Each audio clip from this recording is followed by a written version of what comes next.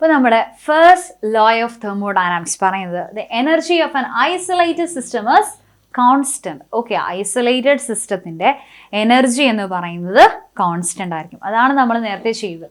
ക്യൂവിൻ്റെ വാല്യൂയും ഡബ്ല്യുവിൻ്റെ വാല്യൂയും എന്തായി പോകും? 0 ആയി പോയിട്ട് ഡെൽറ്റ യു എന്ന് പറയുന്ന internal energy Q plus W അല്ലേ, അപ്പോൾ അതിൻ്റെ 0 ആണെങ്കിൽ ഡെൽറ്റ യുവിൻ്റെ വാല്യൂ ഓഫ് കോഴ്സ് എന്തായിരിക്കും? 0 ആയിരിക്കും. എന്ന് പറഞ്ഞാൽ U2 മൈനസ് U1 ഇതിൻ്റെ വാല്യൂ 0 വന്നു, which means U2 is equal to U1. U2ഉം U1ഉം ഈക്വൽ ആണെന്ന് പറഞ്ഞാൽ അവിടെ ഉണ്ടാകുന്ന ഐസൊലേറ്റഡ് ആയതുകൊണ്ടാണ് കണ്ടീഷൻ ഇങ്ങനെ വരുന്നത്. അപ്പോൾ ഐസൊലേറ്റഡ് സിസ്റ്റത്തിൻ്റെ എനർജിയുടെ വാല്യൂ എന്തായിരിക്കും? കോൺസ്റ്റന്റ് ആയിരിക്കും. എന്ന് പറഞ്ഞാൽ ചേഞ്ച് 0. ഓക്കെ, ചേഞ്ച് ആവുന്നില്ല, ചേഞ്ചിൽ 0 വന്നു എന്നതിൻ്റെ അർത്ഥം ആ വാല്യൂവിൽ മാറ്റം വരുന്നില്ല എന്നല്ലേ? ചേഞ്ച് ഡെൽറ്റ യുവിൽ 0 വന്നു, അപ്പോൾ ഡെൽറ്റ യു മീൻസ് ചേഞ്ച് ആണ്. U2വിൽ നിന്ന് U1ലോട്ട് എങ്ങനെ ചേഞ്ച് വന്നു? ആ U2 minus U1 0, which means U2 is equal to U1. അപ്പോൾ അവിടെ ഒരു ചേഞ്ച് ആയിട്ട് നമുക്ക് ചേഞ്ച് 0 ആണെങ്കിൽ നമുക്ക് പറയാം ഇന്റേണൽ എനർജിയുടെ വാല്യൂ കോൺസ്റ്റന്റ് ആണെന്ന് പറയാം. അപ്പോൾ നമുക്ക് ഇതല്ലാതെ ഇപ്പം ചില ആൾക്കാരൊക്കെ ഇതല്ലാതെ കുറച്ചുകൂടെ എളുപ്പ രീതിയിൽ എന്ന് പറഞ്ഞാൽ വേറൊരു രീതിയിലും നമുക്കിത് റീസ്റ്റേറ്റ് ചെയ്യാൻ പറ്റും. എന്ന് പറഞ്ഞാൽ നമ്മുടെ ഫസ്റ്റ് ലോ ഓഫ് തെർമോഡൈനാമിക്സ് നമ്മൾ ആദ്യ സ്റ്റേറ്റ്മെന്റ് പറഞ്ഞില്ലേ, അതിനെ നമുക്ക് റീസ്റ്റേറ്റ് ചെയ്യാൻ പറ്റും. ഇപ്പോൾ തന്നെ നമ്മൾ പോളീസ് എക്സ്ക്ലൂഷൻ പ്രിൻസിപ്പിൾ നമ്മൾ സെക്കൻഡ് ചാപ്റ്ററിൽ പഠിച്ച പോളീസ് എക്സ്ക്ലൂഷൻ പ്രിൻസിപ്പിൾ നമ്മൾ റീസ്റ്റേറ്റ് ചെയ്ത് 2 എണ്ണം പറഞ്ഞായിരുന്നു അല്ലേ? 2 പോളീസ് എക്സ്ക്ലൂഷൻ പ്രിൻസിപ്പിൾ തന്നെ ഒരെണ്ണം നമ്മൾ കുറച്ചുകൂടെ മാറ്റി വേറൊരു പേഴ്സ്പെക്റ്റീവിൽ പറഞ്ഞിരിക്കുന്നതാണ്. 2ഉം അർത്ഥം ഒന്ന് തന്നെയാണ്, ഉദ്ദേശിക്കുന്നത് ഒന്നാണ്. അപ്പോൾ നമ്മൾ വേറൊരു തരത്തിൽ അതിനെ പറഞ്ഞു എന്നേ ഉള്ളൂ. അപ്പോൾ ഇവിടെ ഇതേ സാധനം തന്നെ നമ്മൾ വേറൊരു തരത്തിൽ പറയുന്നത് റീസ്റ്റേറ്റ് ചെയ്യുന്നത് law of conservation of energy വെച്ചിട്ട്. അപ്പോൾ നമ്മൾ നേരത്തെ ജസ്റ്റ് ഒന്ന് പറഞ്ഞു പോയല്ലേ. അപ്പോൾ ഇവിടെ നമ്മൾ ഈ ഫസ്റ്റ് ലോ ഓഫ് തെർമോഡൈനാമിക്സ് പറയുന്നത് ലോ ഓഫ് കൺസർവേഷൻ ഓഫ് എനർജിയുടെ ബേസിസിലാണ്. അപ്പോൾ എന്താണ് conservation of energy? Energy can neither be created nor B destroyed. Energy എന്ന് പറയുന്നത് നമുക്ക് ക്രിയേറ്റ് ചെയ്യാനും ഒക്കില്ല, ഡിസ്ട്രോയ് ചെയ്യാനും ഒക്കില്ല അല്ലേ?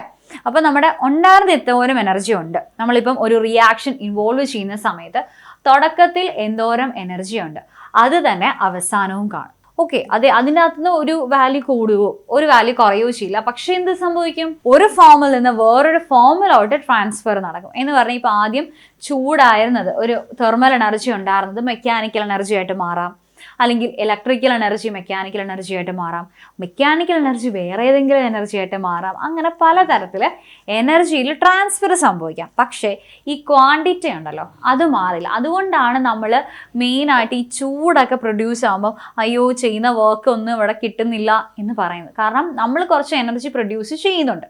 ഈ പ്രൊഡ്യൂസ് ചെയ്തിരിക്കുന്ന അത്രയും എനർജി യൂസ്ഫുൾ വർക്കായിട്ട് മാറണം അല്ലേ? കാരണം നമ്മളിങ്ങനെ വർക്ക് ചെയ്യുമ്പോൾ നമ്മൾ കഷ്ടപ്പെട്ട് ചെയ്യുന്നതൊന്നും കറക്റ്റായിട്ട് നമ്മൾ ഉദ്ദേശിക്കുന്ന പ്രോഡക്റ്റിലോട്ട് എത്തില്ല. കുറച്ചൊക്കെ നഷ്ടമായി പോയി കഴിഞ്ഞാൽ നമുക്ക് പാടല്ലേ, നമുക്കും ഒരു ബുദ്ധിമുട്ട്. കാരണം നമ്മൾ അത്രയും കഷ്ടപ്പെട്ട് ഇവിടെ ഈ വർക്ക് ചെയ്യാനായിട്ട് എനർജി പ്രൊഡ്യൂസ് ചെയ്യുക. അപ്പോൾ ഇടയ്ക്ക് ചൂടായിട്ട് കുറച്ച് പോയി. അതാണ് ഈ മെഷീൻസിലൊക്കെ ചൂട് വരുമ്പോഴത്തേക്കും, ചൂട് ഒത്തിരി ലിബറേറ്റ് ചെയ്യുമ്പോഴത്തേക്കും മെഷീൻ ചീത്തയായി പോയി എന്നൊക്കെ പറയാൻ കാരണം അവിടെ നമ്മൾ ഈ കൊടുക്കുന്ന എനർജി മൊത്തമായിട്ട് എന്തിലോട്ട് പോവുക? ചൂടായിട്ട് ഇങ്ങനെ പുറത്തോട്ട് പോവുക. അപ്പോൾ നമുക്ക് ഉദ്ദേശിക്കുന്ന ആ ഒരു വർക്ക് ചെയ്യാനായിട്ട് ഇത് ഉപയോഗിക്കാനായിട്ട് പറ്റാതെ വരുന്നുണ്ട്. അപ്പം അതാണ് മെയിനായിട്ട് ഇങ്ങനെ ചീത്തയായി പോകുന്നു എന്നുള്ള സിറ്റുവേഷനിലോട്ട് എത്തിക്കുന്നത്. അപ്പോൾ നമ്മുടെ ഫസ്റ്റ് ലോ ഓഫ് തെർമോഡൈനാമിക്സ് ആണ് നമ്മൾ പറഞ്ഞത്.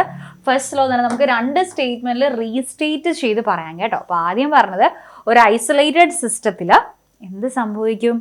അവിടെ ഉണ്ടായിരുന്ന ഇന്റേണൽ എനർജിയുടെ വാല്യൂ കോൺസ്റ്റന്റ് ആണ്, ചേഞ്ച് വരുന്നില്ല. അതിന് ഇക്വേഷനാണ്, നമ്മൾ ജസ്റ്റ് ഡെറിവേഷനാണ് എഴുതിയിരിക്കുന്നത് കേട്ടോ. ഇതാണ് മെയിൻ ഇക്വേഷൻ. എന്തായിരുന്നു? Delta U is equal to Q plus W. അപ്പോൾ നമ്മളിത് ഈ ഇക്വേഷനൂടെ എഴുതണം കേട്ടോ. ഈ ഇക്വേഷനൂടെ അതിനകത്ത് വരണം. അപ്പം ഐസൊലേറ്റഡ് സിസ്റ്റം ആണെങ്കിൽ ഇത് 0 ആയിപ്പോയി, ഡെൽറ്റ യുവിൻ്റെ വാല്യൂ 0. അതാണ് എഴുതിയിരിക്കുന്നത്. സിസ്റ്റത്തിൻ്റെ ഇന്റേണൽ എനർജിയുടെ വാല്യൂ കോൺസ്റ്റന്റ് ആണ്. കോൺസ്റ്റന്റ് എന്ന് പറഞ്ഞാൽ എന്താ? മാറുന്നില്ല. ആദ്യം ഉണ്ടായിരുന്ന വാല്യൂ തന്നെയാണ് അവസാനത്തെ വാല്യൂ. ആ ഒരു വാല്യൂവിൽ ചേഞ്ച് വരുന്നില്ല. ഇത് വെച്ച് വേണമെങ്കിൽ നമുക്ക് റീസ്റ്റേറ്റ് ചെയ്ത് പറയാം energy can neither be created nor B destroyed. ഭയങ്കര ഇമ്പോർട്ടൻ്റ് ആണ് ഫസ്റ്റ് ലോ. ഇപ്പോൾ നമ്മൾ ഫസ്റ്റ് ലോ നമ്മൾ കണ്ടു അല്ലേ? ഇതേപോലെ നമ്മൾ ഈ ചാപ്റ്റർ ഇങ്ങനെ പഠിച്ചു വരുന്ന സമയത്ത് നമുക്ക് അതിൻ്റെ സെക്കൻഡ് ലോ ഉണ്ട്, തേർഡ് ലോ ഉണ്ട്. അത് നമ്മൾ പല ടൈമിലും ടുവേർഡ്സ് ലാസ്റ്റ് ഒക്കെ ആട്ടോ. സെക്കൻഡും തേർഡും ഏറ്റവും അവസാനമാണ് നമ്മൾ ഈ ചാപ്റ്ററിൽ കാണുന്നത്. അപ്പോൾ ഇതാണ് നമ്മുടെ ഫസ്റ്റ് ലോ ഓഫ് തെർമോഡൈനാമിക്സ്. അപ്പോൾ നമ്മൾ ഇവിടെ ഇത്രയും സെക്ഷനിൽ നമ്മൾ മെയിനായിട്ട് പറഞ്ഞത് ഇൻറ്റേർണൽ എനർജി എന്ന് പറയുന്നത് ഒരു സ്റ്റേറ്റ് ഫങ്ഷൻ ആണ് എന്ന് നമ്മൾ കണ്ടു. പിന്നെ നമ്മൾ അതിൻ്റെ കുറച്ച് തിയറട്ടിക്കൽ കാര്യങ്ങളൊക്കെ കണ്ടു, വർക്ക് ഡണിൻ്റെ കാര്യവും നമ്മൾ അതേപോലെ ഹീറ്റ് ഇവോൾവ് ചെയ്യുന്ന കാര്യമൊക്കെ കണ്ടു.